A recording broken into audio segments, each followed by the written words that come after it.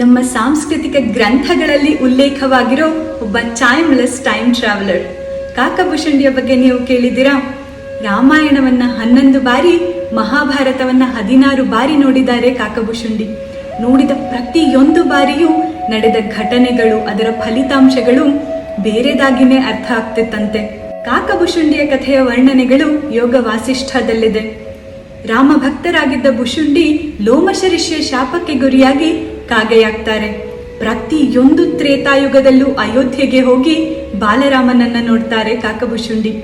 ಹೇಗೆ ಯಶೋಧೆ ಕೃಷ್ಣನ ಬಾಯಲ್ಲಿ ಬ್ರಹ್ಮಾಂಡವನ್ನ ನೋಡ್ತಾರೋ ಹಾಗೆಯೇ ಕಾಕಭೂಷುಂಡಿ ಬಾಲರಾಮರ ಬಾಯಲ್ಲಿ ಬ್ರಹ್ಮಾಂಡವನ್ನ ನೋಡ್ತಾರಂತೆ.